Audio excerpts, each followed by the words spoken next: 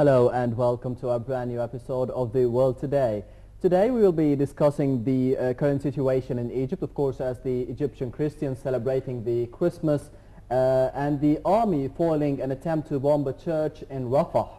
Later in the program we will follow up the latest developments in Syria, where the resistance rejected Bashar al-Assad's offer for Israel to build a fence on the Golan Heights. Tonight in the program we are delighted and honored to be having Professor Yasin Lashin, Professor of Communication and Public Opinion at the Mass Communication Faculty of Cairo University. Hello, Professor. Welcome, thank you.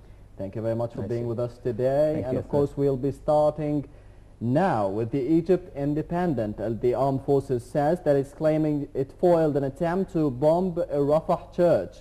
The armed forces said it has foiled an attempt to bomb the Rafah Coptic Orthodox Church on Monday morning. The official page for the spokesperson for the armed forces said a military patrol managed to detect two unlicensed vehicles that were located between the church and under construction the armed forces building. While the patrol was monitoring the two vehicles, one of them drove off with several masked men inside. Okay, so Professor, how do you comment on this incident in specific? Well, always there have been attempts to create some problems between the Muslims and the Christians or the Coptics in Egypt. This attempt to bomb a church in Rafah in the Christmas day, today in the morning, is, a circle in a series of and these attempts to make the circumstances, the atmosphere between the Muslims and the Coptics in Egypt has some bad smell. Well, always there will be, there were, and always there will be. And that's what I am warning. I can see that in the future it will continue. There are some efforts to do this in Egypt. I salute the Egyptian army and the Egyptian army forces for being alert to see what's going on over there and to scan two vehicles between the church and a newly constructed building over there, and to stop this attempt to spoil the atmosphere of the Christmas in Rafah. Especially there were some in Egypt as a whole now. Yeah, in Egypt as a whole, but in Rafah exactly, because there have been some attempts to deal badly with the Christians and to evacuate them from the area over there. So I hope that those people will stop this, and they will not, in my point of view, and have to be alert for this. But Professor, who in your opinion would be supporting such an act in such a critical time in Egypt's history? For sure someone who hates Egypt, maybe from inside Egypt. Well, it cannot be done without people from inside the country itself. But you can see that, well, you can figure out some groups inside Egypt, some, like Israel outside with relations with people inside Egypt. And, you cannot say the truth, but let us wait and see. For sure there will be some investigation. They will be asking these guys. Hopefully they will reach the truth. But do you think that these incidents will be happening again in the future? I think so. It will continue. More. Yeah, in Rafah. And just like the one that happened in Alexandria in 2011. Yeah, and they will move from Rafah to another area, and they move from another area to another third area. That's what they are going to do in order to disturb Egypt and show that security in Egypt is not in its good state, Although a new Minister of Interior was appointed about 2 days ago, General Muhammad Ibrahim instead of General Ahmad Jamaluddin. Do you think that... I think Muhammad Ibrahim was with the Minister of Interior before. No, he's just another... Same name, but okay. I hope, with the coming of the new Minister of Interior, I think it's a chance for them to do whatever they like to do. But I think the new minister will... But do you think there will be changes maybe in terms of security in Egypt? And changes are maybe due to circumstances beyond their control. It will be far to reach. They need to have a change. They need, to change the policy, to change the institution itself.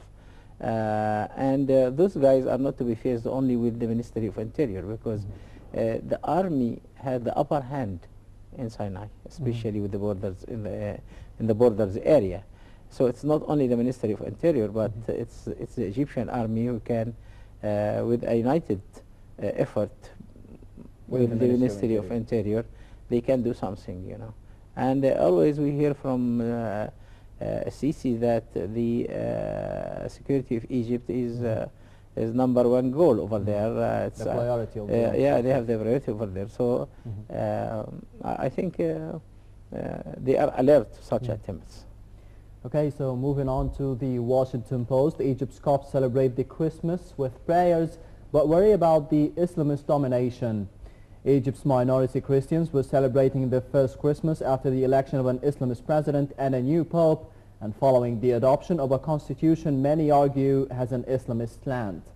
Christians converged on Cairo's main cathedral on Sunday for midnight mass on the eve of Orthodox Christmas, led by their new pope. Pope Theodorus II was elected in November to replace longtime Pope Shenouda III, who died in March after 40 years as the leader of the church. Let's not forget that this was written by the Washington Post, so some of the terms and some of the expressions here was written by an American, maybe. Yeah, according to their understanding. The minority, yes, the domination. Do you think that they are actually worried, the Copts of Egypt? They are really worried in this phase of Egypt's history? To tell you the truth, yes, they are worried. Yes, they are worried. I think during the era of Mubarak, they were not worried. They are now. And they are worried not because the Islamists has something against them, but because of the irresponsible statements declared by some of the those who call themselves as Salafists and who call themselves as defenders of religion and defenders of Islam.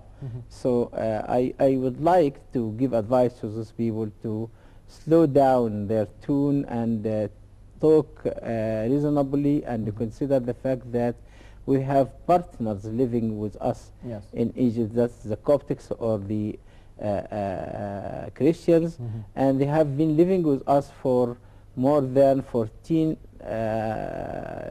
decades. So 1,400 years. That's quite the same. 14, yeah. That'll be another thing. Yes. 14 So centuries. Centuries. Yes.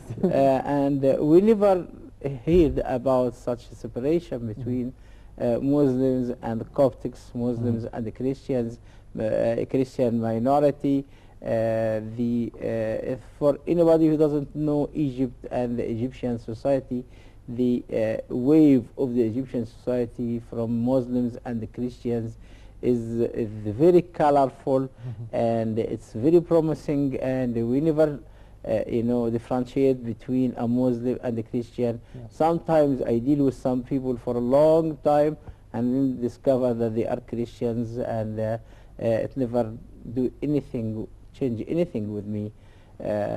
So yes, the Christians are worried because of not only because of the some articles in the Constitution, but also because of the mad statements from some people who are calling themselves defenders of Islam and defenders of a Muslim state.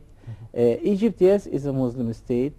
Quran is the major source of laws in Egypt, because the majority of the Egyptians are Muslims, but all Egyptians are working with this constitution. They are following the items of this constitution and law which sprang from it. So we have to consider that, and we have to lower the tone. We have to consider that we have partners in the society, in the country itself. And I think the article by the Washington Post doesn't, the writer doesn't understand carefully and well the nature of the Egyptian society. Yes, because they don't live here with us, they live in America. Even if he come to live for a short period, he will not be able to digest the Egyptian culture. Yes. Yes.